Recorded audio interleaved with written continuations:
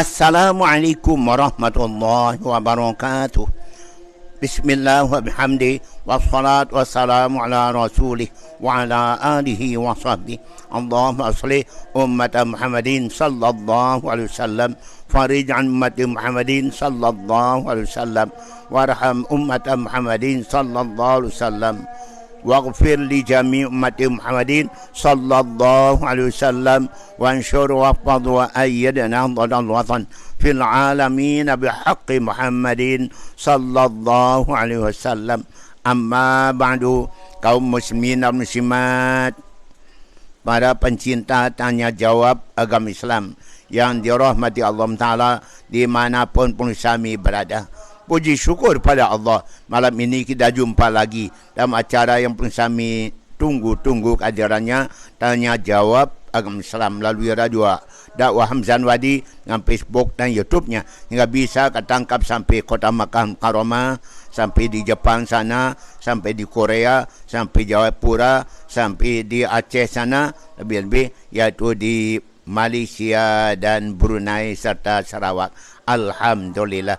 Pada semua pengusaha pendengar kami doakan mudah-mudahan pengusaha bahagia di negeri orang, dan doakan kami dari sana mudah-mudahan kami semua di kota Santri, kota Pancor, kota pahlawan nasional, semua warga masyarakatnya aman, damai, bahagia, sehat, selamat, sukses ibadahnya, murah rezeki yang halal untuk menghadapi Lebaran tinggal 6 hari lagi. Amin. Allahumma amin. Para pendengar yang dirahmati Allah, malam ini kita berada pada malam ke-24. Maknanya 4 malam lagi selesailah bulan suci Ramadan. Tapi jangan cepat-cepat bersenang hati. Kenapa? Karena tahun depan belum ketemu bulan suci Ramadan. Dua ibadah kita belum tentu diterima Allah Subhanahu wa ta'ala. Karena Nabi bersabda, kam min shaimin laisa lahu min syami lal juwaladash. Betapa banyak orang puasa tidak dapat apa-apa pahala, tidak ampunan, tidak kecuali lapar dan haus. Kam min qamin laisa lahu min qiyami illa syahr. Betapa banyak orang qiyamul lail, tarawih, tahajud dan sebagainya, tidak dapat pahala dan ampunan Allah kecuali yaitu ngantoknya saja. Wa kam min qari'il Qur'an wal Qur'an yal'anuhu. Apa banyak orang rajin baca Quran, mungkin hafal Quran juga, tapi tidak dapat apa-apa dari bacaan dan hafalannya kecuali dilaknat oleh Quran itu sendiri. Oh, na'udzubillah min dzalika. Para pendengar yang dirahmati Allah Ta'ala, kalau orang sekarang sedang berburu pakaian lebaran, berburu takjil, berbuka, berburu jajan lebaran, maka kita berburu Lailatul Qadar, yang insya-Allah turunnya pada malam ganjil, malam terakhir, 10 hari terakhir. Kalau tidak 21 kemarin, 23 tadi malam. Kalau tidak 23, 25 nanti malam, besok malam. Kalau tidak 25, 27. Kalau tidak 27, 29. Demikian sebutkan Nabi, Tarau Lailatul Qadri bil awashir, bil ashril awahim min Ramadan. Cari Lailatul Qadar pada 10 malam terakhir, lebih-lebih malam-malam yang ganjil. Maka ibadah kita sama dengan ibadah 1000 bulan, 83 tahun, 4 bulan. Mudah-mudahan kita memperolehnya. Apa yang harus kita lakukan? Sesuai dengan dialog Allah dengan Nabi Musa.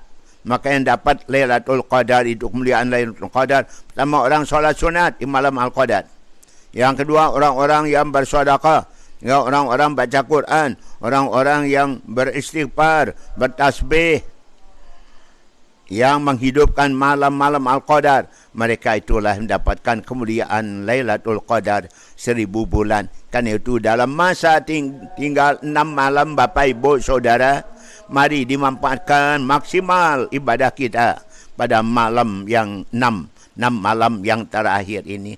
Siapa tahu Tuhan takdirkan tak ketemu lagi Ramadan tahun depan. Pada nikmat Allah, puasa kita, tarawih kita atau tidak, belum pasti. Karena itu mohon kepada Allah 6 malam terakhir lebih takut rajin ibadahnya. Kanjeng Nabi 10 malam tiada pulang dari rumah, iktikaf beribadah di Masjid Nabawi pada zamannya. Para pendengar yang dirahmati Allah Ta'ala, terima kasih kepada yang undang kami untuk nuzul Quran. Berapa hari yang lalu di Semaya, Dasar Pok, okay? Besok malam kembali lagi di wilayah Desa Semaya. Bapa Rubahan di sana dan Bapa Kades, Pak Kadus mengundang untuk kembali nuzul Quran. Mudah-mudahan gairah kita setelah Ramadan nanti, jangan sampai setelah Ramadan mati hati kita, gairah kita beribadah pada Allah. Allah mengingatkan dalam firman-Nya, A'udzubillahi minasyaitonir rajim, la takunu kallatina qad ghazalaha min ba'di quwwatin ankatha. Jangan kamu sekalian, janganlah kalian seperti wanita tukang tenun, tukang sesek pakaian. Dia sesek pakaiannya malam hari sampai larut malam baru selesai menenun sebuah kain. Besok paginya benang-benangnya diurut, dicabut satu persatu sehingga hilanglah kain tenun yang dibikinnya, kembali lagi menjadi segumpal benang. Capek lelah semalam suntuk menenun, besok pagi dirusaknya hasil nenunnya. Itulah ibarat umat Islam. Dalam Ramadan takut rajin ibadah, selesai Ramadan kumat penyakit lama, malasnya ibadah. Masjid sepi-sepi, solat sepi, ngajian sepi, solat jamaah sepi. Itu berarti kita tidak lulus dalam amaliyah Ramadan kita. Mau tidak lulus, pasti tidak mau. Karena itu selesai Ramadan tetap gairah ibadah, tetap rajin ibadahnya, tetap ramai masjid musallanya. Itu dia yang kita harapkan. Nabi bersabda, "Lau ta'lamu ummati ma fi Ramadan, la tamannau an takuna sanatu kulluha Ramadan." Andai kata umatku tahu kelebihan bulan Ramadan, mereka bercita-cita, berkeinginan supaya semua bulan yang 12 bulan Ramadan melulu. Kenapa? Karena hanya bulan Ramadan segala kebaikan amal soleh pahalanya tidak terhingga pahalanya. Dosa-dosa dapat ampunan dari Allah Ta'ala tidak terhingga. Segala doa-doa dikabul Allah SWT. Bala bencana musibah ditahan lebih dahulu. Rezeki ditambah-tambah. Keamanan, kedamaian ditambah. Hingga di mana-mana kita melihat gairah orang beribadah, gairah orang berbuka, gairah orang tarawih di mana-mana. Sampai negara-negara yang minoritas umat Islamnya, Amerika, mereka dengan gembira mengadakan tarawih di perempatan. Namun ada yang sungguh sedih kita melihat. Ada seorang imam sedang mengimami solat tarawih, tiba-tiba di antara makmum yang ada di belakangnya maju ke depan membacok pak imam kita sampai luka parah, dilarikan rumah sakit di salah satu negara bagian Amerika Serikat. Itu dia yang terjadi. Kasihan, sungguh memalukan bangsa Amerika. Demikian pula di tempat yang lain banyak terjadi kerusuhan, bahkan sampai terjadi bencana dan sebagainya dalam bulan suci Ramadan sekarang ini. Karena itu supaya terhindar dari bala bencana musibah, hai umat Islam, terhindar dari bala bencana musibah adalah dengan jalan bersedekah. Inna sedekah tadfa'u sab'ina baba minal bala. Punya sedekah menghindarkan orang dari bala bencana musibah 70 macam bala bencana. As-sedekah taruddul bala tazidul umur. Sedekah menolak bala bencana dan memanjangkan umur. Begitu sabda Nabi. Zakana akhiru lailatin min Ramadan baqatis samawat wal ard wa man fihinna. Kalau datang malam-malam terakhir bulan Ramadan, nangislah langit, nangis bumi dan makhluk-makhluk yang ada, termasuk para malaikat-malaikat Allah. Manusia dan jin saja yang tidak sedih ditinggalkan bulan Ramadan. Kenapa? Karena sedih kerana musibah nimpa umat Islam. Musibah apa? Perginya Ramadan. Kok pergi Ramadan musibah? Padahal bagi umat Islam justru mau lebaran. Baju lebaran, jajan lebaran, cat tembok lebaran, motor lebaran. Baru semuanya. Okay? Karena itu pasti senang dia. Tapi Nabi mengatakan, justru langit, bumi dan penghuninya bersedih hati menangis karena musibah nimpa kita. Bukan menimpa dia, menimpa kita umat Islam. Mereka sedih. Kita ditinggalkan oleh bulan Ramadan justru senang-senang, bahagia-bahagia. Nanti pada setelah solat Id, pada pergi bertamasa, piknik, berwisata dengan pasangan, dengan pacarnya masing-masing. Hingga puasa, ibadah puasa kita dan sebulan bisa hancur pahalanya oleh perbuatan kita pada hari Idul Fitri karena nurutkan hawa nafsu kita. Jangan sampai terjadi demikian. Para pendengar, apa target yang akan diperoleh dengan ibadah puasa? Apa dimaksudkan oleh Allah untuk kita berpuasa? Apa yang kita peroleh? Yang pertama, dengan ibadah puasa kita mendapatkan sifat kasih sayang. Kita akan berkasih sayang satu sama lain. Tak tega makan berbuka enak, makan sahur enak, tapi tetangga-tetangga kita dalam keadaan miskin, tidak ada dipakai berbuka makan sahur yang layak. Timbul kasih sayang. Maka disebutkan, yaitu man la yarham la yurham. Siapa yang tidak punya kasih sayang, tidak akan disayang Allah Ta'ala. Ar-Rahimun yarhamuhumur Rahman. Tabaraka Ta'ala. Orang berjiwa kasih sayang pasti akan disayang oleh Allah yang Maha Rahman, Maha Rahim. Karena itu tujuan ibadah puasa supaya menanamkan sifat kasih sayang kepada sesama. Maka kami insya-Allah Ta'ala akan nyantuni yatim nanti hari Khamis yang akan datang. 2 hari sebelum Lebaran. Dan juga jompo-jompo. Kami sudah kumpulkan beras fitra, kumpulkan uang sumbangan kepada pengusaha yang menyampaikan sumbangannya. Kami doakan mudah-mudahan Allah limpahkan rahmat, taufik hidayah, limpahkan rezeki, kesehatan, umur panjang dan ampunan serta ridhonya. Amin. Allahumma amin. Siapa mau bergabung silakan. Ibu Sumi mau bergabung silakan. Terima kasih pulsanya Ibu Sumi. Itu juga ibu-ibu yang lain dalam kota. Makasih atas sumbangan. Moga-moga Allah membalasnya. Diniatkan untuk siapa saja. InsyaAllah sampai Nabi nyuruh Sayyidina Ali sedekah untuk keluarga yang sudah mati. Sadaq ala mautika. Ya Ali, sedekah untuk keluarga yang sudah meninggal dunia. Allah perintah malaikat mengantarkan pahala sedekah pada mereka yang sudah jadi almarhum, almarhumah. Amin. Allahumma amin. Yang kedua, dengan ibadah puasa kita dididik supaya jadi orang amanat. Tidak jadi orang yang suka khianat. Ya Allah Maha tahu perbuatan kita. Jadilah kita hamba yang amanah. Kalau kita mau, kita makan minum dalam rumah, siapa yang lihat? Tapi kita tidak. Kenapa? Karena kita amanah, merasa diri yakin, dilihat Allah, diperhatikan Allah, dikontrol, diawasi Allah. Nah itu kita menjadi hamba yang amanah dalam hidup ini. Yang ketiga, dengan ibadah puasa kita dilatih jadi orang yang jujur. Jadi orang jujur. Kalau mau sambil kumur-kumur, telan airnya. Tapi tidak. Kenapa? Karena kita hamba Allah yang jujur berkat didikan puasa. Dengan ibadah puasa, kita tahan menderita. Derita lapar, haus, kita tahan. Maupun penderitaan yang lainnya, kita tahan. Penderitaan berupa penyakit dan sebagainya. Kita tahan diri. Kemudian berikutnya, orang yang puasa pasti kuat kemauannya. Kuat kemauannya. Tidak mudah putus asa. Prosesi ujung-ujungnya adalah bunuh diri. Tambah banyak sekarang ini orang bunuh diri pada pendengar. Banyak, tidak hanya di kota-kota besar, juga daerah kita juga ada bunuh diri.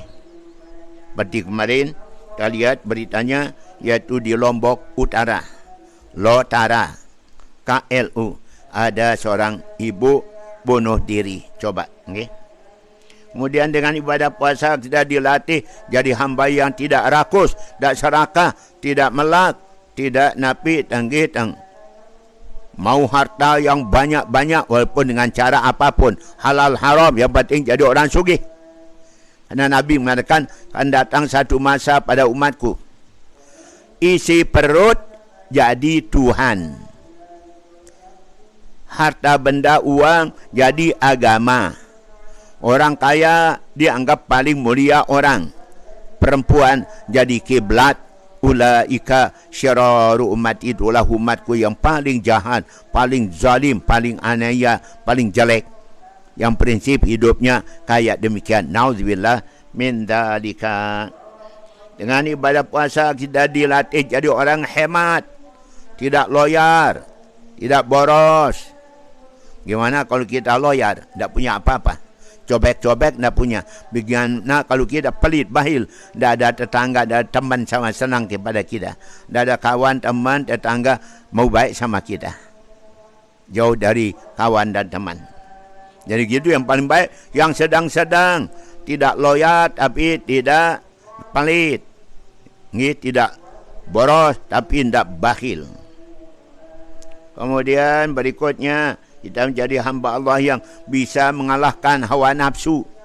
Ibadah puasa mampu mengalahkan hawa nafsu. Yang lain-lain tak bisa. Hawa nafsu bisa kalah oleh, yaitu tidak makan, tidak minum, ibadah puasa. Itu dia. Kemudian dengan ibadah puasa dilatih jadi orang sabar. Jadi orang sabar, cepat emosi, cepat marah, cepat tersinggung, cepat ngamper. Sabar dalam hidup ini. Yang berikutnya, dengan ibadah puasa kita tahu diri makhluk lemah. Ujungnya kita tidak sombong, tidak angkuh, tidak congkak, tidak pongah. Baru kena corona aja sudah berapa puluh ribu meninggal dunia. Bayangkan, makhluk lemah. Baru tidak makan 6 jam, dah loyo. Apalagi 2 hari turut-turut. Kemudian berikutnya dengan ibadah puasa kita dijadikan hamba yang sehat. Sumu tasihu, kau puasa kau pasti sehat. Sekarang ini alhamdulillah kita rasa sehat. Tahan puasa, tahan tarawih, tahan berjamaah dan seterusnya, tahan ngaji, tahan baca Quran. Dan menjadi hamba Allah yang sehat. Puasa itu adalah yaitu fasting, the best diet. Diet yang paling baik adalah puasa. Kemudian dengan ibadah puasa dan jadi hamba Allah yang pandai bersyukur. Bukan hanya sekedar teh kita minum untuk berbuka sudah puas, alhamdulillah. Tambah dengan yaitu korma 2-3 biji, alhamdulillah. Jadi hamba yang pandai bersyukur. Dengan ibadah puasa menjadikan kita tidak berani berbuat dosa, malu berbuat dosa, malu berbuat salah, takut berbuat salah. Kemudian berikutnya, orang puasa lebih pintar daripada orang banyak makan. Orang banyak makan bodoh jadinya. Orang puasa pintar jadinya. Kemudian ibadah puasa melatih kita menjadi orang rajin beramal, rajin beramal. Tidur saja ada pahalanya, apalagi bekerja. Kemudian dengan ibadah puasa kita dilatih jadi disiplin. Disiplin makan, minum, istirahat, disiplin ibadah dan seterusnya. Semua disiplin. Kemudian dengan ibadah puasa kita mendapatkan pengampunan dosa. Dengan ibadah puasa dosa kita dapat ampunannya Allah. Dan dengan ibadah puasa doa kita kabul. Dan waktu saim inda iftari, doa orang puasa di saat mereka berbuka kabul doanya. Maka jangan hanya Allahumma lakasumtu wa bika amantu. Doa yang lain juga mohon pada Allah waktu itu, insyaallah akan dikabul Allah. Yang berikutnya dengan ibadah puasa ada rasa kebersamaan. Tak pandang orang kaya, orang miskin, pangkat tinggi, pangkat rendah, semuanya puasa. Ujungnya terasa kebersamaan di antara kita. Ada yang menyombongkan diri karena kaya, karena pangkatnya. Semuanya sama si Allah. Inna khalaqnakum min dzakarin wa unsa ja'alnakum syu'uban wa qabaila lita'arafu inna akramakum 'indallahi atqakum. Ya manusia, kuciptakan kamu dari laki dan perempuan. Jadikan kalian bersuku-suku, berbangsa-bangsa, bergolongan.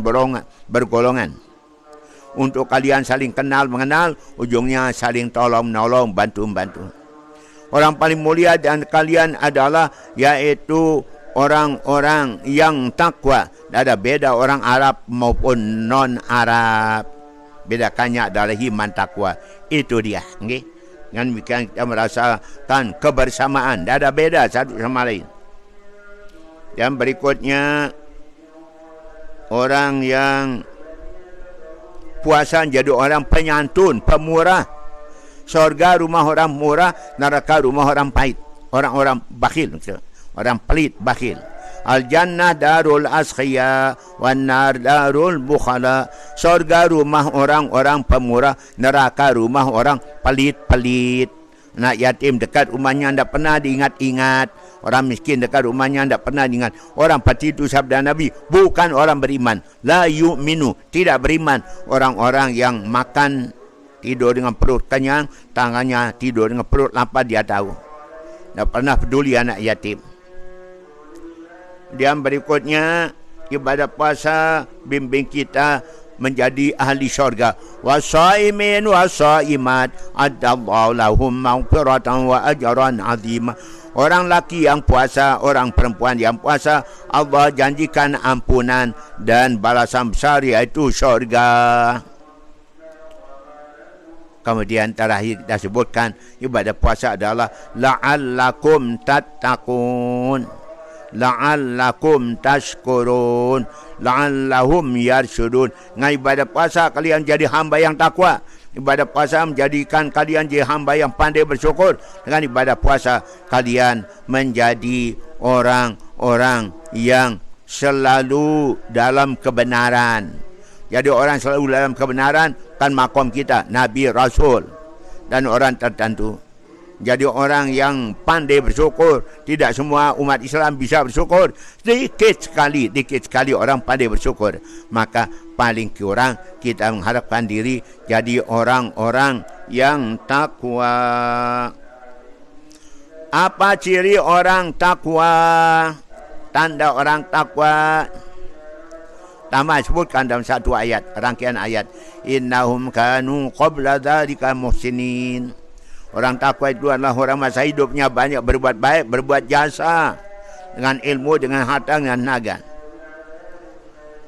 Kanu qalilan minal lail ma yahjaun. Orang takwa itu orang setiap malam bangun solat tahajud, solat witir, berdoa, zikir.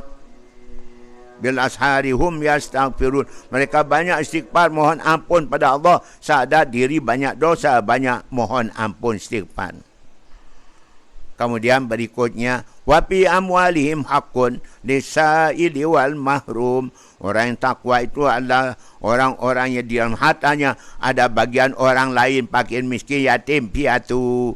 Kalau hanya untuk dirinya, tidak ada untuk orang lain, itu manusia belum takwa, masih jadi orang yang ketakutan. Takut sedekah. InsyaAllah. Okay. Dan berikutnya para pendengar, dengan kita akan melaksanakan kewajiban zakat fitrah. Puasa di rumah Allah kalau kita sudah lunas, zakat fitrah. Tarawih diterima kalau sudah zakat fitrah. Kalau belum zakat fitrah, apalagi tidak fitrah, maka puasa kita tidak diterima Allah Ta'ala. Maka mari kita lihat kelebihan kembali orang yang fitrah. Ada 10 fadilah zakat fitrah. Pertama, orang berfitrah itu akan bersih suci badannya dari dosa dan dosa. Yang kedua, orang yang fitrah dibebaskan dari azab neraka. 3, orang fitrah puasanya makbul di rumah Allah. Yang keempat, dimestikan baginya syurga. Kemudian keluar dari kuburnya nanti di akhirat, pembangkitan dari kubur dengan tenang, bahagia, senang, gembira. Kemudian diterima segala kebaikan dikerjakan dalam masa setahun yang lalu. Kemudian wajib syafaatku bagi mereka yang sudah lunas zakat fitrah, sabda Nabi SAW, syafaat Nabi. Kemudian yamuru ala siratal barqi liwasul mustaqim, peti kilat yang menyambar. Berikutnya yaitu ditimbang pahalanya lebih berat, dosanya lebih ringan. Dan namanya dipindahkan dari nama orang celaka menjadi nama orang-orang yang selamat dan bahagia. Itu saja betapa kemuliaan kita peroleh para pendengar. Dan jangan lupa pada malam Al-Qadar, besok malam 25, terus 27, 29, kita laksanakan solat sunat. Nabi bersabda, siapa solat sunat Lailatul Qadar 2 rakaat. Rakaat pertama telah Fatihah baca kulhu 7 kali. Rakaat kedua telah Fatihah baca kulhu Allah 7 kali. Setelah salam baca astagfirullahalazim wa atubu ilaih 70 kali. Sebelum dia bangun dari solatnya, tempat solatnya, dia ampun dosanya, dosa ibu bapaknya. Allah perintah malaikat buatkan istana di surga. Allah perintah malaikat nanamkan pohon, buatkan sungai dalam surga. Kemudian sebelum mati dia akan melihat tempatnya di dalam surga. Amin Allahumma amin. Demikian para pendengar apa yang kita peroleh pada malam-malam yang akan datang ini. Moga-moga kita sempat berbuat demikian. Amin ya rabbal alamin. Para pendengar yang dirahmati Allah Subhanahu wa taala. Kita insya-Allah tinggal berapa hari lagi kita tarawih. Mari kita lihat kelebihan tarawih kita pada malam-malam yang akhir-akhir ini. Kita mulai dari malam besok tanggal 25. Apa kelebihannya? Tanggal 24 malam ini kita memperoleh 24 doa yang kabul. Dan berikan Allah 24 doa yang kabul. Karena itu malam ini sila banyak-banyak berdoa kepada Allah. Karena Allah janjikan 24 doa yang kabul. Siapa yang terawih pada malam 24 malam ini. 25. Diangkat, dihilangkan daripadanya azab kubur besok malam. Dihilangkan daripadanya yurpa'u lahu azabul qabri.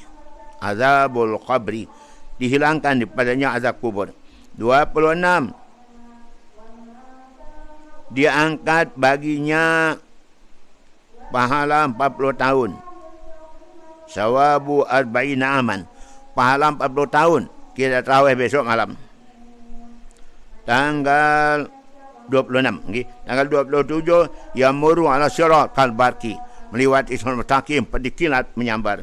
28. Yurfa'u lahu ad-darajah fil jannah. Diangkat baginya, berikan padanya 1000 derajat kemuliaan dalam surga. Yang berikutnya 29.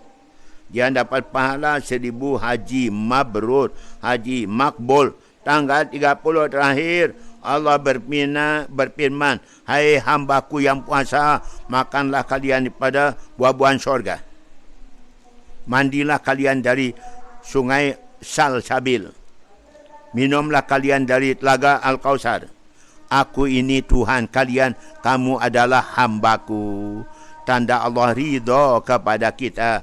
Amin ya rabbal alamin. Mari berlomba untuk mendapatkan kemuliaan itu para pendengar yang dirahmati Allah Subhanahu wa taala. Para pendengar, saya minum dulu.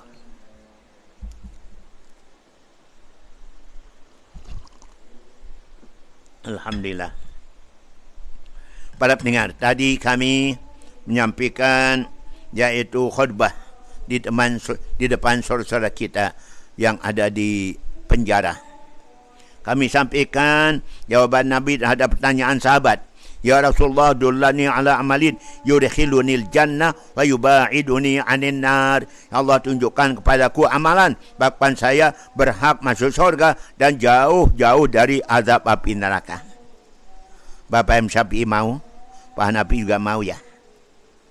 Ibu Sumi juga mau. InsyaAllah mau semua. Pak Hanafi mudah-mudahan sehat, mau juga nggih. Pak Saprudin yang ada di sekitaran Montong Gamang, okay? Darul Mahmudin, mudah-mudahan juga mau masuk surga dan dijauhkan dari azab neraka. ya penja, ya penjahit, ya tapeta, ya terdait. Itu harapan kita. Ya Rasulullah tunjukkan amalan, babkan sama surga jauh dari neraka. Nabi menjawab, pertama, banyak-banyak ingat mati. Banyak ingat mati. Aksir zikrul maut. Banyak ingat mati. Selalu ingat mati. Hanya ingat hidup saja. Ingat mati menghapuskan dosa-dosa. Orang selalu ingat mati tanda orang pintar. Nabi tanya, ya Rasulullah, apa tanda orang pintar? Ayun nasi akyas, siapa orang paling pintar? Nabi jawab, paling banyak ingat mati, persiapkan diri menghadapi kematian dengan amal ibadahnya. Itu yang pertama, Allah akan bereskan urusan dunia dengan banyak ingat mati.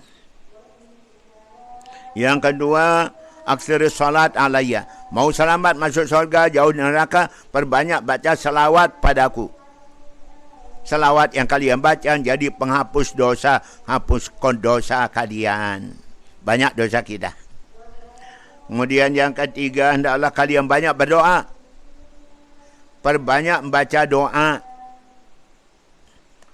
Alaika bidua, hendaklah kamu berdoa. Kamu tidak tahu doa mana yang akan dikabul Allah Ta'ala. Du banyak-banyak berdoa.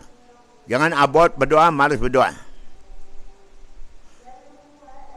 Malam yada'uni aghdab alihi, manik Allah. Siapa hendak berdoa padaku, aku benci, aku marah kepadanya.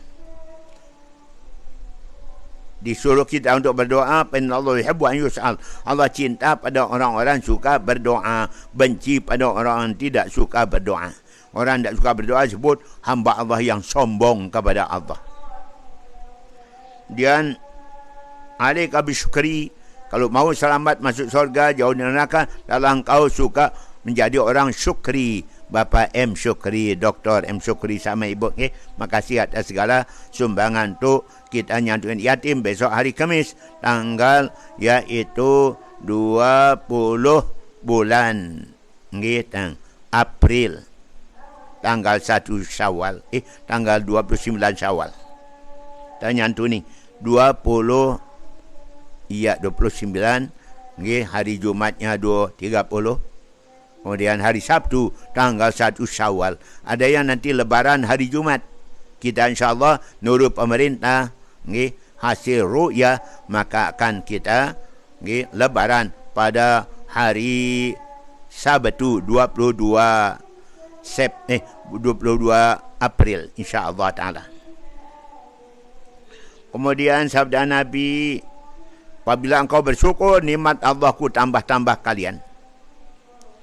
Dan hendaklah kalian tidur dalam keadaan berwudu, tidur dalam keadaan berwudu. Kalau kamu mati, mati syahid. Ini yang belum kita laksanakan. Anak keseringan pergi kencing, ujungnya malas, wuduk lagi.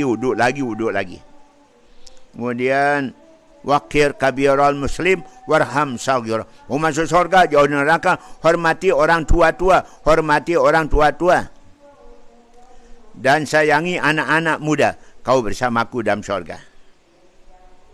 Yang berikutnya, mau masuk surga, jauh neraka, salim ala ahlika. Ucapkan salam pada keluargamu. Yazidillah barokat, tiga Allah tambah barokah, rahmat, keharmonisan rumah tangga. Istri, suami, anak, berkah semuanya. Ucap salam, keluar rumah, masuk rumah. Salim ala man laqitahu. Ucapkan salam pada siapa-siapa pun yang kau ketemu dengan dia. Yang penting dia orang Islam. Ucapkan Assalamualaikum warahmatullahi wabarakatuh.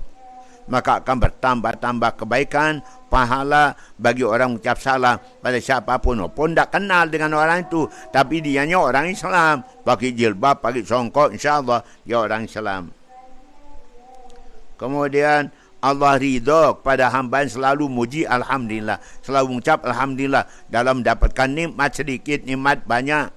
Terhindar bala, bencana, musibah, baca Alhamdulillah. Allah ridha dan suka pada orang mengucap Alhamdulillah. Yang berikutnya, perbanyak solat sunat waktu malam. Niscaya malaikat akan menjaga engkau, malaikat akan melihara engkau apabila kita rajin selalu solat tahajud tiap malam. Amin. Allahumma amin. Itu yang kita harapkan para pendengar. Baik, para pendengar, mari kita lanjut. Assalamualaikum warahmatullahi wabarakatuh. Waalaikumsalam warahmatullahi wabarakatuh. Bapak Ustaz, ada masyarakat bertanya, apakah bisa orang meninggal dunia kerana ketemu? Para pendengar, ketemu itu kan penyakit apa mungkin kita tidak tahu. Kecuali doktor yang tahu pastinya penyakitnya apa. Ketemu ya bisa pusing, bisa muntah-muntah dan sebenarnya demam dan lain-lain. Hanya doktor yang mengetahui secara pasti penyakitnya dan berikan obat sesuai dengan penyakitnya.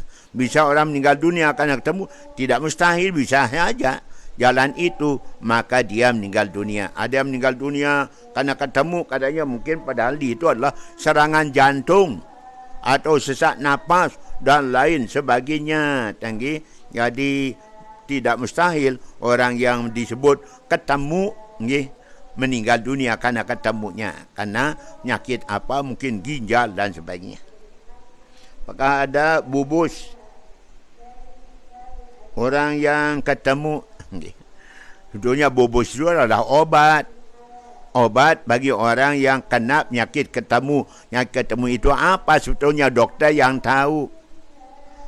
Mungkin darah tinggi, darah rendah dan sebagainya, kumat ginjalnya dan lain-lainnya. Maka bubusnya ada, obatnya ada. Tanya pada doktor yang ahli, spesialis rumah sakit Selon sekarang. Banyak sekali spesialis. Spesialis apa? Silakan ada. Saya lihat yang baru-baru umpama bedah kanker mulut. Atau lidah. Ada sekarang. Yang lain-lain yang tidak pernah kita dengar sekarang semuanya ada. Masya Allah. Jadi banyak doktor spesialisnya di rumah sakit Selong. Silakan. Jangan hanya andalkan bubus saja. Dan dia mungkin kena penyakit cacar air.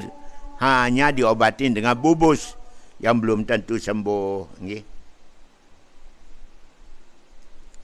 Apa benar tukang talak itu benar? Palak, maaf, palak. Para pendengar, palak itu sama dengan tukang renung. Orang yang tukang tenung, palak atau tenung. Nabi mengancam siapa-siapa pergi pada tukang palak atau tukang tenung untuk bertanya suatu 40 hari solat dan Allah. Kalau dia yakin apa kata tukang tenung, maka dia kafir pada Al-Quran yang Allah turunkan pada Nabi. Man ata arrafan fasalu an syai'in. Siapa datang pada tukang tenung, bertanya sesuatu 40 hari solat dan kalau yakin apa kata tukang tenung, maka dia telah kufur kepada Al-Quran yang Allah turunkan kepada Nabi kita SAW. Demikian. Baik, terima kasih kepada anda. Pertanyaan kedua. Siapa nama ibundanya Sina Ali? Siti Fatimah binti Sa'ad. Kemudian di mana dikuburkan? Pasti dikuburkan kalau di Makkah, ya di Ma'la, kuburan umum kota Makkah, namanya Ma'la. Kiranya di sana dimakamkan ibundanya Sina Ali karramallahu wajhah. Baik, jadi kalau pergi haji, umrah, bisa nanti tanya di mana kuburnya. Ada hadis kursi berbunyi, barang siapa nyembah nama dan tidak tahu maknanya, maka itu yang dinamakan kafir. Menyembah nama. Kita nyembah Allah kan? Allah itu ada namanya, ada zatnya, dan ada sifatnya. Jadi satu itu, dan bisa pisah. Dan nyembah Allah dengan sifatnya, dengan zatnya sekalian. Semuanya ada di situ. Namanya ada. Maka kita nyembah di sisi Allah Ta'ala, itulah sembahan yang benar yang diterima Allah. Bukan hanya nyembah nama. Okey. Baik. Dari hadis kursi katanya. Boleh.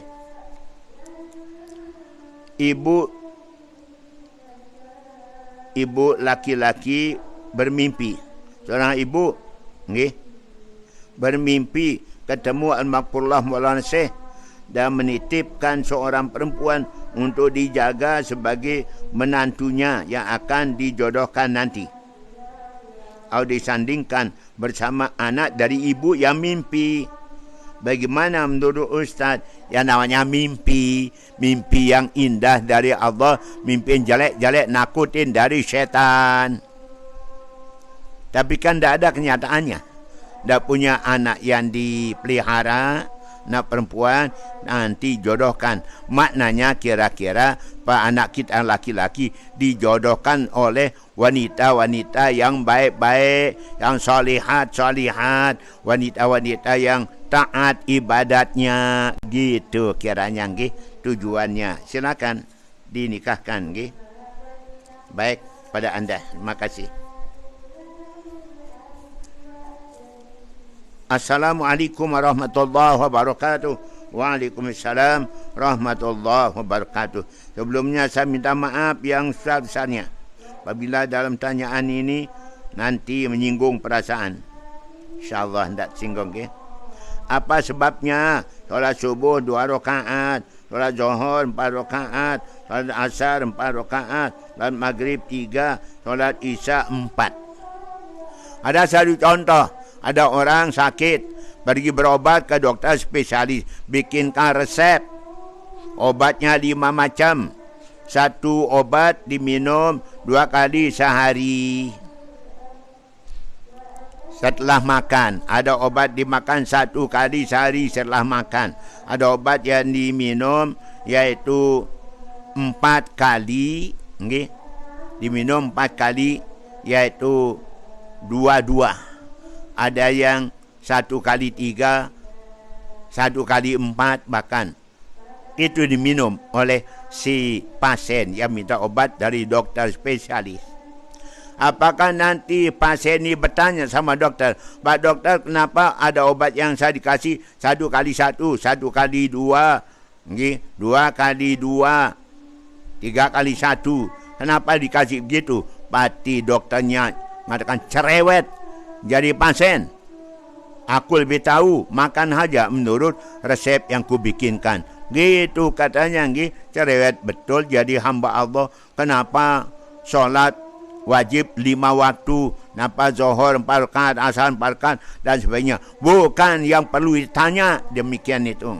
Pokok kerjakan, sami'na wa ata'na. Kami dengar, kami taati tanpa harus bertanya-tanya-tanya. Nabi bersabda, jangan kamu nanya suatu kalau nanti dijawab menyulitkan bagimu. Jadi kalau sudah tetapkan demikian, kerjakan. Tentu Allah Maha tahu hikmah daripada ibadah kita itu. Demikian jawaban kita. Kenapa surah Fatihah hukumnya wajib dan solat? Memang. La solata illa bi Fatihatil kitab. Tak ada solat, tak ada solat, tak ada solat kecuali membaca Fatihah. Bahasa lainnya Fatihatul kitab, Ummul kitab, Sab'un minal masani. Tidak sah solat kecuali dengan baca Fatihah. Demikian sabda Nabi. Jadi kerjakan menurut apa yang diperintah Allah dan Rasulnya. Tanpa kita tanya kenapa Fatihah. Karena dalam Fatihah semua apa dalam Quran tercakup di dalamnya. Sampai ada seorang pastor berdoa pakai Fatihah waktu pertemuan tokoh agama sedunia di kota Beirut. Di mana Beirut? Di Lebanon ya. Kumpul semua tokoh agama, Islam, Kristen, Katolik, Hindu, Buddha, Konghucu, semuanya kumpul. Dalam rangka yaitu kedamaian, perdamaian antar semua agama. Tak boleh ada perpecahan, perselisihan, peperangan antar agama. Jadi dia minta membaca doa. Siapa yang membaca doa? Seorang pastor. Fatihah jadi doanya. Kenapa Tuhan pakai Fatihah? Itu kan doanya umat Islam. Saya lihat ada doa selengkap doa Fatihah kata Tuan Pastor dari agama Kristen Katolik. Masya Allah. Itu dia para pendengar. Jadi tidak sah solat. La solata illa bifatihatil kitab. Tak sah solat seorang apabila tidak baca Fatihah. Walaupun dia jadi makmum, imamnya baca nyaring maghrib, isyak, subuh, tetap makmum baca Fatihah. Solat yang tidak nyaring zuhur dan asar tetap makmum baca Fatihah. Ayo. Dah tak baca Fatihah? Kalau tak Fatihah tak sah solatnya. Demikian, okay? Baik, itu jawabannya. Assalamualaikum warahmatullahi wabarakatuh. Waalaikumsalam warahmatullahi wabarakatuh. Apa obat kita supaya kita cepat sembuh, amalan cepat sembuh? Nabi bersabda, Allah berfirman dalam hadis kursi, apabila engkau ditemui oleh penyakit, maka hendaklah kamu sembuhkan diri dengan sedekah. Dawu mardakum bis sedekah. Sembuhkan penyakitmu dengan jalan bersedekah. Di samping sedekah juga kita puasa. Sumu tasihu, puasa kamu supaya kamu tetap sehat. Kemudian jangan lupa yaitu berdoa. Berdoa kepada Allah biar cepat sembuh. Allahumma rabban nas bil basa ishfa anta syafi la shifa illa shifauka shifaan la yughadiru saqama. Atau bismillahi a'udzu bi'izzatillah qudrati syarri ma ajidu au hadiru min waj'i hadha. Ini doa yang pernah saya pakai dan alhamdulillah Allah kabulkan. Saya diponis oleh spesialis THT Rumah Sakit Umum Mataram. Bapa harus operasi Rumah Sakit Dr. Sutomo Surabaya. Nanti kami kasih rujukan berangkat supaya bapa sehat walafiat. Takut operasi belong kita, tenggorokan kita. Okay? Karena ada contoh operasi bukannya suara semakin baik, justru suara semakin seperti suara bebek jantan. Saya khawatir sampai juga biaya dan lain-lainnya. Saya pakai doa ini, mohon pada Allah dengan penuh ikhlas, yakin. Bismillahi a'udzu bi'izzatillah qudrati min syarri ma ajidu wa hadiru min waj'i hadza. Dibaca 7 kali sambil diusap dengan tangan kanan. Saya sakit leher waktu itu, suara tidak keluar. Maka saya ucap selama baca 7 kali dengan lapat tangan. Takdir Allah sampai sekarang kita sudah sembuh sehat walafiat berkat doa dari Nabi. Dibaca 7 kali, lama dibaca 7 kali, diusap dengan telapak tangan kita, sembuhlah kita tanpa operasi sesuai anjuran dokter spesialis 2 orang di Mataram. Demikian okay? Kalau kita azan, di dalam kita azan ada kalimah hayya 'alal falah. Hayya 'alal falah. Mari kita mencapai kepada keberuntungan, suksesan, keberhasilan, bahagiaan. Dengan apa? Dengan solat. Okay? Dengan ibadah solat kita akan peroleh kebahagiaan, keselamatan. Hanya dengan ibadah solat hidup kita akan jadi bahagia dan tenang. Itu maknanya. Jadi kita serukan pada semua jamaah umat Islam di sekitar dengan suara azan dan iqamat. Hayya 'ala shalah, hayya 'alal falah. Mari kita solat, mari kita bahagia. Hanya dengan solat hidup bahagia. Tidak solat tidak ada bahagia pun banyak uangnya, tidak bahagia. Itu nggih. Itu adalah merupakan undangan dan panggilan Allah kepada kita. Kemudian gimana hukumnya sogok menyogok dalam rangka pemilu 24? Ya Allah. Ada yang akan nyogok nanti. Kan banyak nyogok. Itu calon DPR, DPRD, DPR pusat maupun daerah. Ada calon orang jadi bupati, gubernur. Semuanya nyalon. Karena pemilu yang serentak tahun 24 nanti. Bisa jadi ada yang nyogok, ada nyogok. Okay? Maka Nabi mengingatkan, iaitu ar-rashi wal mudasi finnar. Orang nyogok dan orang disogok sama-sama di penghuni neraka. Berarti haram kalau gitu. Kita qada solat kita zuhur, nanti waktu zuhur. Asar, nanti waktu asar. Maghrib, nanti qada besok waktu maghrib. Apa demikian tak? Kapan kita ingat sadar belum solat, langsung kita kerjakan solatnya. Kalau sudah habis waktu, berarti kita ngada. Kalau masih ada waktu, berarti kita adaan tunai. Okay? Tidak mengatakan qadaan. Jadi harus segera diqada kapan ingat belum solat. Ya. Gimana hukumnya kita solat? Pakai pakaian yang kita beli di pasar. Namanya pakaian tu rombengan. Pakaian bekas dari orang. Entah dari Cina, dari Malaysia, dari Singapura, atau dari iaitu Korea. Pakaian mereka masih bagus. Tapi mereka tidak pakai lagi. Ganti model yang baru. Dibelilah pakaian itu oleh orang Islam. Umat Islam Indonesia. Dibeli pakaiannya. Apakah pakaian demikian boleh? Yang penting halal. Kita sudah beli dengan harga yang pas. Okay? Dan kita cuci bersih setrika. Pakai untuk solat. Boleh dan boleh. Kenapa tidak boleh? Itu kan pakaian orang. Karena bosan dengan pakaiannya. Dia jual untuk beli pakaian baru lagi. Boleh kita beli? Boleh. Halal pakai solat? Halal. Dicuci dulu. Diserikah dulu. InsyaAllah mana suci bersih, mana halal. Demikian pada anda. Okay?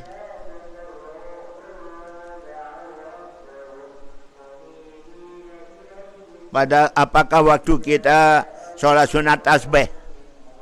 Waktu kita iktidal baca tasbih juga situ? Iya.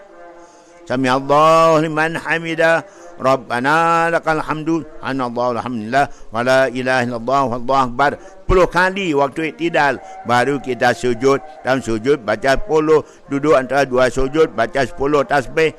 Dia sujud lagi baca 10. Maka pas satu rakaat kita baca tasbih 75 kali. Itulah dia bacaan tasbih yang benar. Ya. Gimana hukumnya kita tidak mau bersahabat, tidak mau berteman dengan orang-orang yang suka berzina dan belum tobat dan suka berzina. Jangan disahabatin, jangan ditemanin, anda juga ikut dapat dosa nanti.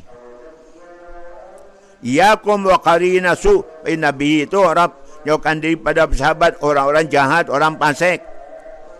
Dengan demikian kau dikenal juga, kau bertanggung jawab juga besok hari kemudian.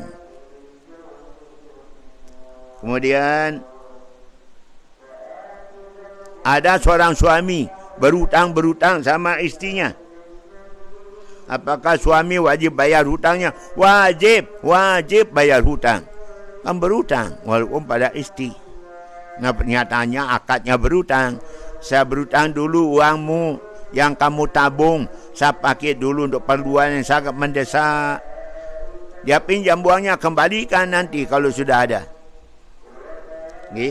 Dan sang istri tak mungkin tidak memberi kalau ada. Nah, uangnya istri kan dari suami juga, bukan dari keringat dia sendiri. Wajib dia memberikan suaminya berhutang. Lah perlu bukan hutang, kasih percuma. Kan ada keperluan yang sangat urgen bagi sekeluarga. Kemudian umat Islam terpecah belah. Kenapa umat Islam terpecah belah? Nabi mengatakan akan pecah belah kaum Yahudi jadi 70-an golongan lebih. Kaum Nasrani juga begitu, terpecah belah menjadi 72 golongan. Umat Islam pecah jadi 73 golongan. Satu masuk surga, yang lainnya masuk neraka dulu, baru ke surga. Nauzubillah min. Siapa itu Rasulullah? Ahlus Sunnah wal Jamaah. Langsung masuk surga itu. Siapa Ahlus Sunnah wal Jamaah, ma ana alihi ashabi, pandai amalkan oleh diriku dan para sahabatku, itu Ahlus Sunnah wal Jamaah. Apa ya? Solat tahajud dan witir 11 rakaat betul dan betul sampai sekarang. Tahajud 8 rakaat, witir 3 rakaat, berjamaah bagus. Kalau yang tarawih ya 20 dengan witir 3.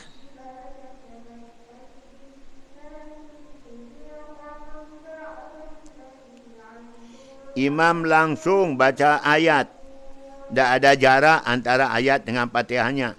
Makmum tak sempat baca Fatihah. Harus sempat baca Fatihah makmum sampai selesai Fatihahnya. Kalau tak selesai berarti kurang. Okay?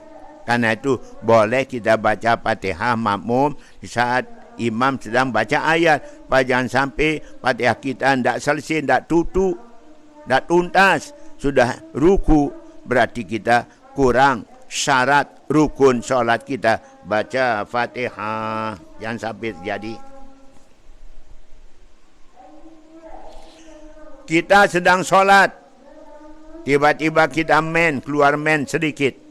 Batal solat, jelas dong, jelas. Batal solat Anda harus berhenti. Paling yang syarif, tidak boleh berpaling, berhenti solat. Okay? Kemudian nanti setelah habis keluar haidnya berapa hari, baru dia wajib mulai solat lagi.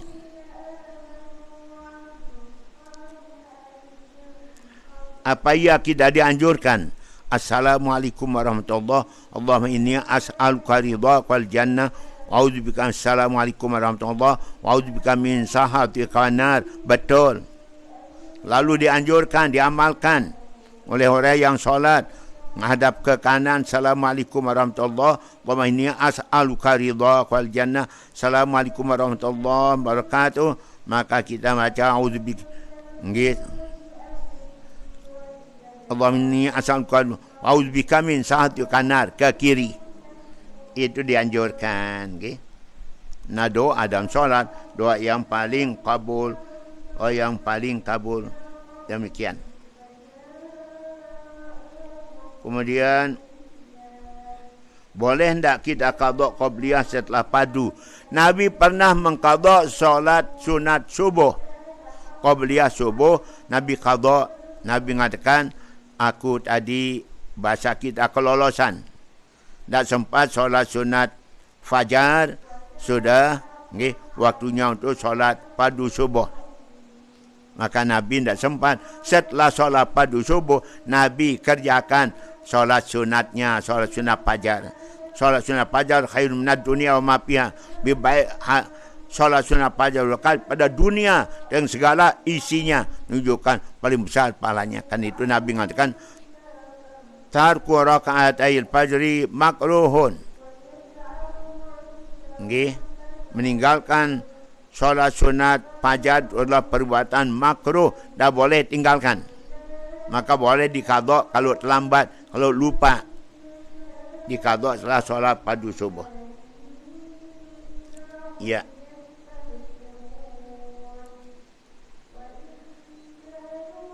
Bagaimana hukum ibadah tanpa dasar ilmu pengetahuan, tanpa pernah nuntut? Gimana orang akan bisa masuk surga kalau tidak dasar ilmu? Likulli syai'in tariqul jannatil ilmu. Kalau suatu ada jalan masuk surga hanya melalui ilmu pengetahuan. Tanpa ilmu, maka ibadahnya tidak Allah. Kullu man bighairi ilmi ya'malu amaluhu madhudatun la yuqbalu. Siapa yang beramal tanpa ilmu, ilmunya, amalnya ditolak, tidak diterima Allah. Karena tidak dasar ilmu. Karena itu, nuntut ilmu dulu. Baru kita mengharapkan kita dapat rahmat pahala dari Allah. Baik, okay? Masya Allah. Berikutnya, gimana kalau kita bermimpi tidak pakai baju dan tidak pakai baju? Mimpi yang baik dari Allah, mimpi jelek dari syaitan. Okay? Maka jangan dipercaya, yakinin. Yang jelek mimpi dari syaitan, yang baik-baik mimpi dari Tuhan yang Rahman. Maka mimpi tidak pakai baju, tidak usah dipikir. Jadi percaya. Gimana hukumnya seseorang banyak ngarap di rumahnya, tidak keluar rumahnya. Allah berfirman, wa qanna fi buyutikunna la tabarrajna baru jahiliyah. Hai kaum wanita, kalian lebih banyak ngarap di rumahmu kecuali perlu penting. Jangan kalian suka keluyuran kayak orang-orang kafir atau orang-orang syirik di negeri Arab dulu. Suka keluar rumah, nampakkan pakaiannya, perhiasannya, cantikannya, make upnya, supaya orang tertarik padanya. Itu cara orang jahiliyah dulu, pamer. Ni Allah melarang kaum wanita jangan seperti itu. Selamat daripada fitnah, lebih banyak diam di rumah, jangan banyak keluar rumah. Kecuali penting untuk menuntut ilmu, untuk berjamaah, untuk silaturahim dengan keluarga, untuk belanja. Please, silakan. Bolehkah kita baca selawat dan istighfar dalam sujud? Bagus dan bagus. Kita baca selawat untuk Nabi dan baca istighfar untuk orang tua kita dalam sujud. Sangat lengkap, sangat bagus. Kita baca dalam sujud. InsyaAllah doa dalam sujud paling kabul doa. Aqrabul abdi ila rabbi wa fi sujudi. Paling dekat manusia pada Allah untuk sujud. Fastaghfiru fi doa, banyak berdoa, maka doa dalam sujud paling kabul doa. Doakan kami para pendengar. Saya juga doakan pelung sami di dalam sujud kita terakhir. Baik. Gimana hukumnya seorang anak umur 13 bulan kencing. Kencingnya sudah kering. Nggih. Dan di tempat itu kita solat. Boleh solat di atas tikar yang pernah kena kencing, tapi dilapis di atasnya dengan sajadah yang suci, yang bersih, suci. Tentu sah solat kita. Walaupun dia anak, nih, kalau dia itu belum umur 2 tahun, tapi dia nih, kencing, maka najis kencingnya. Kecuali anak itu tidak pernah makan selain pada air susu ibunya, maka najisnya mukhafafah. Tapi jarang sekarang itu, tanggi, kalau sudah kena kencing walaupun anak itu belum umur lebih 2 tahun, nggih, tetap najisnya najis, yaitu mutawassithah. Ya. Kemudian berikutnya, gimana hukum apabila laki-laki datang berjamaah terlambat, sedangkan saf di depannya sudah penuh oleh kaum wanita? Maka dia solat jamaah di belakang wanita? Tidak boleh. Saf laki-laki di depan wanita, gitu. Saf anak-anak di belakang, yaitu safnya wanita. Jangan ada laki-laki solat di belakang safnya kaum wanita. Diatur demikian oleh Nabi SAW. Kemudian berikutnya, kalau kita tahu seorang tukang seher tak ada mau tegur sapa, jangan kan anda tegur sapa dipasangkan seher. Tapi membuktikan orang seher itu sulit. Pengadilan aja sulit untuk membuktikan orang itu seher, tukang seher. Apalagi kita yang biasa-biasa. Gimana cara membuktikannya hingga dia bisa kena hukum? Kemudian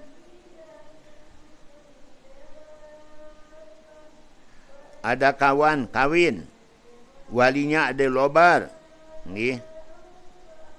di rantauan. Jadi orang yang merantui ini kawin, perempuan, walinya ada Lombok Barat. Gimana? Kalau tidak ada walinya, karena jauh, maka bisa wali hakim. Wali hakim bisa ndak diterima di sana kawin pakai wali hakim?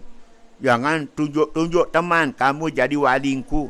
Kamu, saya minta tolong jadi wali, kawinkan saya. Tak ada hubungan keluargaan, tak ada hubungan kewalian, tak sah perkawinannya.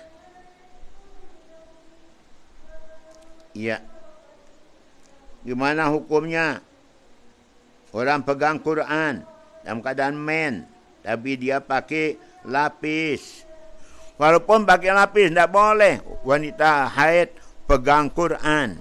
Karena dia membawanya itu aja sudah haram, hukumnya tidak boleh. Kau wanita men membawa Al-Quran walaupun pakai lapis kain. Kemudian habis Ramadan kita dianjurkan puasa 6 hari. Syawalan namanya. 6 hari. Untuk apa? Tujuannya untuk menutupi kekurangan puasa kita selama 30 hari. Tertutup kurangannya hingga sempurna diterima puasa kita oleh Allah Ta'ala. Kenapa? Tak tutupin kurangannya dengan kita, yaitu puasa sunat 6 hari bulan Syawal. Demikian, okay? Para pendengar yang dirahmati Allah Ta'ala. Saya kembali minum.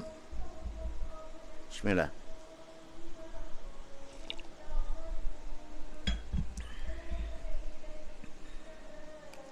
Ada pertanyaan? Assalamualaikum warahmatullahi wabarakatuh. Waalaikumsalam warahmatullahi wabarakatuh. Tiang mau bertanya, suamiku mudah marah gara-gara lambat sedikit. Nggih, disiapkan buka nggih untuk puasa. Soalnya aku kurang sehat. Dari Salmah Semaya Dasan Repu. Adik kemarin ketemu ibu ya. Suami suka marah, tak sabaran, padahal tujuan ibadah puasa didik orang sabar dan tidak mudah marah, emosi. Terlambat sedikit, disiapkan berbukanya, udah marah-marah. Padahal sang istri maunya tangannya 3. Nih, bukan 2 tangan, 3 supaya cepat tuntas apa disiapkan untuk berbuka. Tapi sang suami tidak, Nabi berpikir betapa capek lelahnya persiapan istri untuk berbuka suami. Lambat sedikit marah-marah. Kanjeng Nabi SAW dulu pernah tanya sama istri beliau, Siti Aisyah. Ya Aisyah, apakah dan kita makan hari ini? Ada ya Rasulullah. Mana kalau gitu kita makan bersama? Belum boleh Rasulullah. Kenapa belum boleh? Karena belum dimasak. Mari kalau begitu kita masak bersama dalam dapur. Di dapur Nabi masak bersama Siti Aisyah istrinya. Sama-sama niup api. Nah waktu itu belum ada kompor gas umpama, belum ada. Nabi masak bersama. Tidak marah. Satu saat Nabi tanya, ya Aisyah, ada yang akan kita makan? Tidak ada Rasulullah. Kalau begitu saya berniat puasa sunat, ya Aisyah. Saya puasa sunat. Tak pernah Nabi marah karena terlambat dihidangkan minuman, makanan sebaiknya. Selalu diterima dengan senang hati. Gitu mestinya kita contohin Nabi. Dan cepat-cepat marah. Tanda orang takwa. Wal kadhimin al ghaidha wal afina 'anil nas. Orang-orang takwa adalah orang yang bisa mengendalikan amarahnya, tidak cepat marah, dan cepat maafkan, tidak dendam, memaafkan. Itu sifat daripada orang-orang yang takwa. Para pendengar yang dirahmati Allah Ta'ala. Kemudian suami yang tidak sabaran disiapkan untuk berbukanya. Harus sabar. Sabar itu dicintai Allah. Orang sabar, dia bersama Nabi dalam syurga. Orang sabar, masuk syurga. Pahala tidak diketahui manusia besarnya pahala orang sabar. Maka kalau suami tidak cepat maafkan, lalu marah-marah, dinasihati, ditegur. Nggih, la taghdab tadkhul jannah. Baca hadisnya bu pada suami. Jangan marah pak, jangan marah. Manik Nabi, pak kamu masuk surga. Orang cepat marah, tidak mudah masuk surga. Baik, nggih. Mari kita mengerti betapa capek lelahnya kaum istri menyiapkan untuk berbuka makan sahur. Nggih, kita hargai. Dah perlu ditolong kalau mampu nolong. Ya Allah. Lanjut.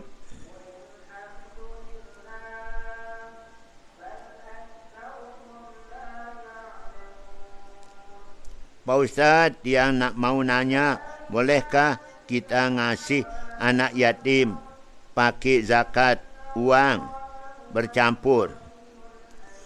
Para pendengar, berikan zakat kepada anak yatim, fitrah pada anak yatim. Ada berasnya, ada uangnya. Ada berasnya, ada uangnya. Kami di Selong nanti peti itu. Ngit, tanggal yaitu 20 April. Tanggal 28 Ramadan. Yang tu ni yatim di Selong. Pakai uang dan pakai beras fitrah. Kedua-duanya ya sedekah atau zakat fitrah. Bagiannya fitrah, bagiannya berupa uang. Fitrah berupa beras dan juga bagian uang. Boleh seperti itu.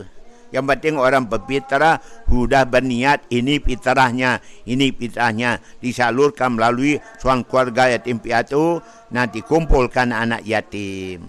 Mendapatkan fitrah maupun sedekah maupun zakatnya. Makasih nggih. Selamat peduli anak yatim.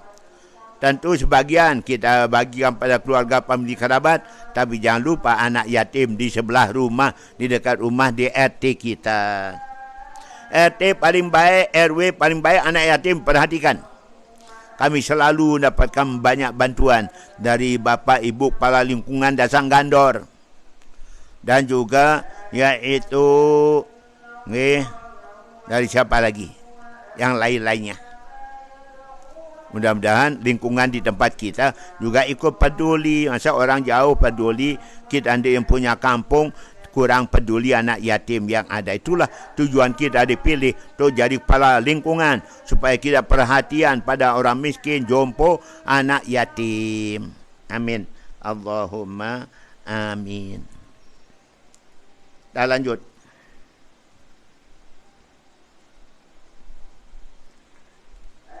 Assalamualaikum warahmatullahi wabarakatuh. Waalaikumsalam warahmatullahi wabarakatuh. Moga Pak Tuan Guru sehat walafiat Anda juga. Okay. Tiang mau bertanya, Pak, apa sah wuduk kita sedangkan di bak air yang 1000 liter tempat saya tampung air ada kotoran tikus. Tak pakai untuk masak, untuk minum, mandi, nyuci, segalanya. Walaupun kita sudah kuras, ada saja kotorannya yang masuk kembali.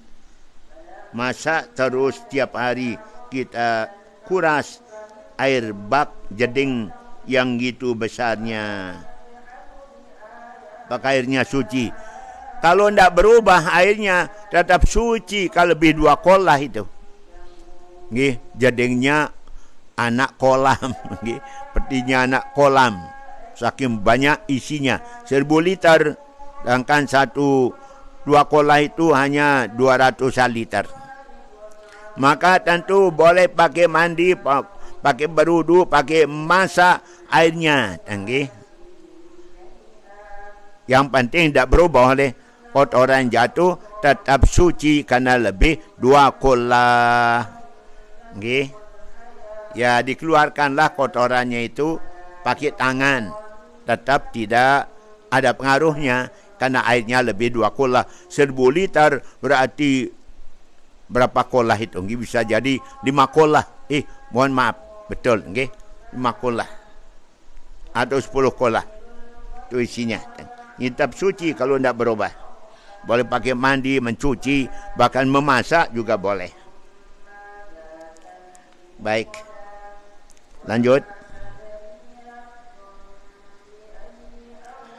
Ampura Bapak Tuan Guru, tiang Pak Rubahan, Dasar Repuk Semaya, malam minggu yang besok malam 25 Ramadan. Jadual nuzul Quran di Semaya jam 8, tiang jemput AA. Jemput Pelunggoda, terima kasih. Oh ya, saya kena ada pertanyaan. Pak Rubahan, esok malam kembali ada acara. Okay? Mudah-mudahan semuanya sehat walafiat. Dapat Lailatul Qadar tanggal selai. Pak Tuan Guru, apakah boleh ayah berfitrah pada anaknya yang sudah berkeluarga, sudah mandiri? Pokoknya zakat itu tidak kembali pada kita. Kalau pada anak yang tanggungan, maka berarti kembali pada kita. Orang tua yang kita tanggung, berarti zakat kita padanya kembali pada kita. Maka kalau tidak jadi tanggungan, mandiri, berdiri sendiri, maka paling baik utamakan sedekah, zakat fitrah, zakat pada keluarga terdekat dulu, baru yang jauhan. Wabda biman ta'ul, mulailah berbuat kebaikan, sedekah pada orang paling dekat pada kita. Baru yang jauhan, baru yang jauhan. Demikian pada anda, boleh. Kalau tidak jadi tanggungan. Baik. Dari siapa? Tuan Guru, saudara tiang, lain ibu, susah kali kalau kita atur. Dia diam, enggak mau nyapa. Apa kita yang tua yang sapa dia duluan, yang bicara sama dia? Mestinya di dalam keluarga, maka saudara yang laki yang paling tua itu adalah pengganti ayah sudah meninggal dunia. Maka si anak wajib bakti pada ayahnya kalau masih hidup, wajib bakti kepada saudara yang tertua kalau masih hidup, dia pengganti orang tua. Tetapi ya tidak ada celanya apabila kan anda mau akor saudara kita saudara tua datang berkunjung padanya silaturahim, biar dia itu nanti mau baik sama kita, apalagi sambil kita buatkan hadiah, umpama kasih uang 100.000, tentu dia senang mau baik sama kita. Nabi sabda, tahadu tahabu, kau saling beri hadiah, pasti kamu saling cinta mencintai, sayang menyayang. Makasih pada Penusami yang telah menyampaikan derma sumbangannya pada anak yatim kami, asuhan keluarga kami. Semoga Allah membalasnya bulan Ramadan ini, bulan Ramadan tahun depan masih hidup, sehat walafiat. Amin. Baik. Lanjut.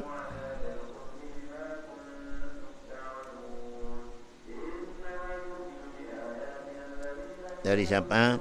Tuan Guru, kalau kita batuk-batuk terus hari Jumat, enggak pergi solat, tarawih tidak, Jumat tidak jamaah ke masjid, solat Zuhur, asar di rumah, tarawih di rumah, apa boleh?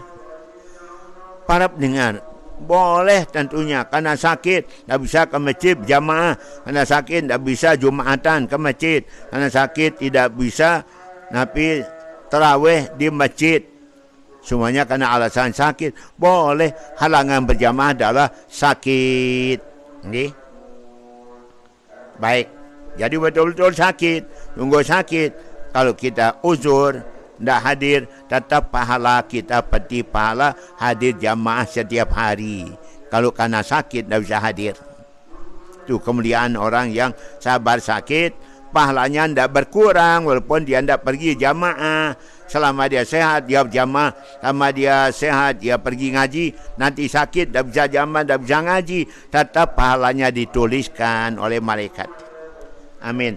Allahumma amin. Jadi solat jamaahnya di rumah. Solat padu, solat tarawih di rumah. Boleh dan boleh. Bagus dan bagus. Sah dan sah. Ya. Lanjut. Tuan Guru, apa hukumnya kita membaca Al-Quran tapi belum tahu artinya? Kalau mendengar juga belum tahu artinya, tapi dia selalu mendengarkan dan membacanya, apa dapat pahala? Para pendengar, membaca Quran walaupun tidak tahu artinya, tetap dapat pahala. Okay? Tetap ada pahalanya. walaupun kita tidak tahu artinya. Apalagi kalau sampai kita tahu artinya, tahu isi kandungannya, maka kewajiban kita pada Al-Quran ada 8 macam. Pertama, wajib diimani Quran itu manik Allah, firman Allah. Yang kedua, wajib bisa baca Quran, wajib bisa baca Quran. Dia bisa mengerti isi kandungan Quran. Kemudian bisa mengamalkan isi kandungan Quran. Lain itu kita bisa mengajarkan Al-Quran. Lain itu kita pertahankan kemuliaan Al-Quran. Wajiban kita pada Al-Quran. Dan memuliakan Quran jangan ditaruh di bawah-bawah. Waktu kita berdiri, Quran seakan-akan bawah telapak kaki kita. Haram hukumnya. Harus di atas karena kemuliaannya. Bahkan Quran dah robek, dibakar, abunya dibuang ke laut atau sungai yang besar airnya. Hingga tidak terinjak-injak oleh masyarakat. Demikian, okay? Jadi walaupun tidak ngerti artinya, tetap dapat pahala. Tapi alangkah indahnya kita pelajari juga makna pada ayat-ayat Quran yang kita baca. Umpama surah Fatihah apa artinya, Yasin apa artinya, kita baca, kita tahu artinya. Demikian pada peninggi, okay? Moga-moga. Tidak mungkin saya berdosa karena tidak tahu arti bacaan Quran, tetap nilai ibadahnya pun tidak tahu artinya. Baik.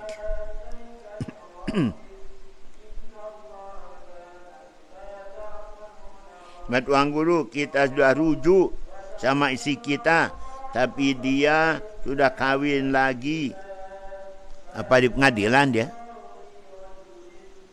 Kalau kita sudah rujuk, kemudian dia kahwinkan oleh orang tuanya, dan kita sudah rujuk dengan saksi dan bukti, maka istri itu tetap jadi istri kita walaupun dia sudah kahwin.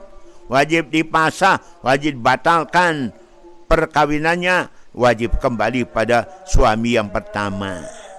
Kalau dia gugat cerai di pengadilan, bisa jadi pengadilan pertimbangkan apa sebabnya, sehingga dia diputuskan vonis cerai dan habis iddah dia kahwin dengan laki lain.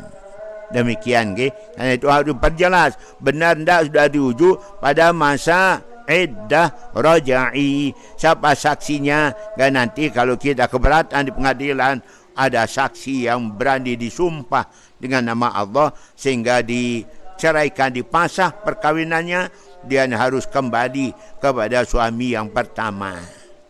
Maklum setan sangat pintar zaman sekarang. Iya. Terima kasih pada anda. Demikian jawabannya. Kalau memang milik kita istri bercerai masih iddahnya, kita rujuk, sah rujuknya. Kalau dia kahwin sama laki lain, dosa hukumnya. Dosa bagi dia, dosa bagi yaitu orang tuanya mengawinkan. Nauzubillah yang terjadi.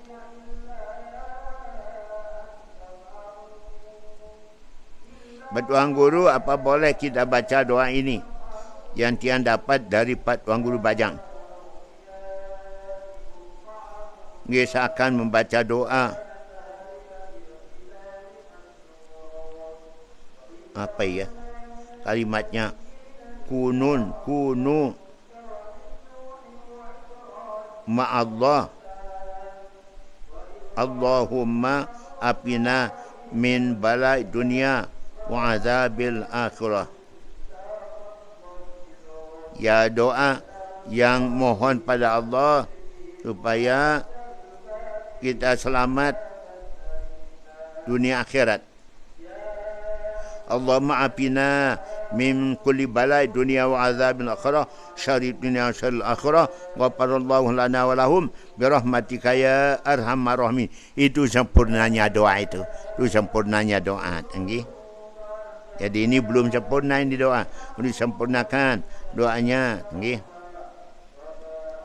Baik, kepada anda bertanya. Iya. Para pendengar, mau segera saya. Nggih. Tuan Guru, apa boleh kita berkata begini? Ya Tuhanku, aku tidak layak, tidak pantas masuk surgamu, tapi aku tidak sanggup menempuh api nerakamu.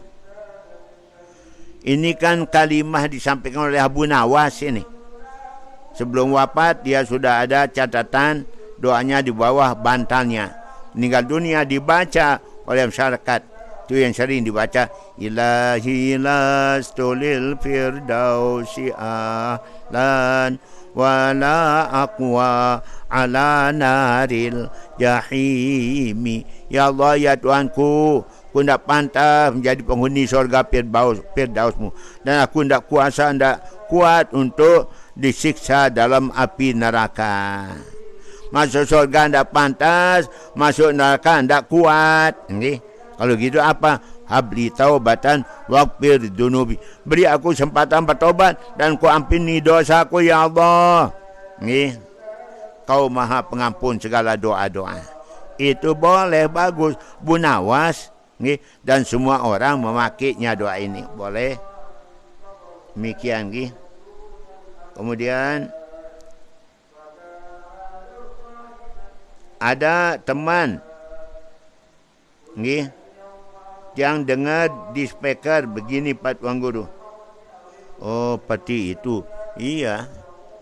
Betul peti yang tadi. Berikan kami, ya Allah, kesempatan taubat, Engkau ampuni dosaku. Kau Tuhan yang maha luas pengampunanmu. Itu memang maknanya daripada doa tersebut. Baik. Pak Tuan Guru, apa boleh kita mendidik anak dengan cara yang baik tapi keras supaya takut dan mau cepat mendengar orang tuanya? Para pendengar, Nabi nyuruh kita mendidik anak kita dengan halus manis, lemah lembut, penuh kasih sayang, bukan dengan cara marah-marah, apalagi sampai mukul-mukul, caci maki. Berarti kita didik anak kita supaya jadi pemarah, suka caci maki. Itu dia. Didik dengan cara yang baik. Hibbus sibyan warhamuhum. Cintailah anak-anakmu, kasihanilah mereka.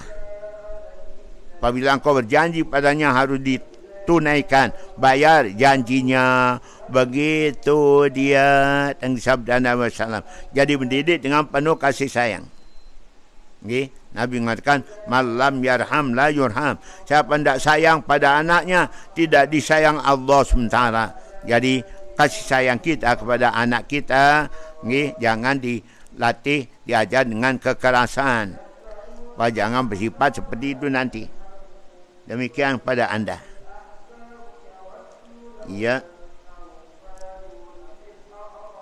Terakhir, mana lebih besar pahala solat tarawih di masjid atau di musalla, dan bolehkah iktikaf di musalla? Para pendengar, yang penting kita solat tarawih berjamaah. Musalla dekat rumah, masjid agak jauh.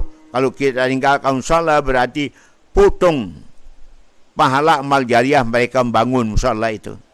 Jadi harus hidupkan agar supaya hidup amal jariah famili kerabat keluarga kita membangunnya. Jangan sampai mereka kosong pada pahala, lebih-lebih bulan Ramadan. Dan ada yang naik jamaah di musallanya. Bagi yang dekat, solat jamaah di musalla. Yang jauhan silakan ke masjid. Itu dia. Okay? Yang penting solat tarawih berjamaah di masjid boleh, musalla boleh. Kalau iktikaf, maka di musalla ndak iktikaf kita namanya. Pokoknya tafakkur, merenung dalam masjid dan musalla, tidak iktikaf. Karena iktikaf itu harus di masjid. Nawaitul iktikaf fi hadzal masjid. Ku berniat iktikaf di masjid ini. Kalau musalla bukan masjid, kita tidak berniat iktikaf, tapi kita berniat tafakkur, merenung apa yang terjadi di alam sembarang ini. Demikian para pendengar yang dirahmati Allah Taala. Terima kasih, dan saya sampaikan terima kasih banyak pada pengusaha yang telah menyampaikan sumbangan untuk anak yatim piatu kami nanti tanggal yaitu 8 Ramadan. Tanggal 20 bulan April. Okay? Sehari 2 hari sebelum Lebaran. Ujungnya saya ucapkan selamat Idul Fitri 1444 Hijriah. Okay? Mohon maaf lahir batin. Idul Mubarak. Okay? Qabbalallah minna wa minkum siyamana wa siyamakum. Semoga Allah memberikan kita umur ketemu lagi Ramadan tahun depan. Moga-moga amin. Allahumma amin. Makasih, mohon maaf. Wallahul muwaffiq ala hadi la sabilur rasyad. Wassalamualaikum warahmatullahi wabarakatuh.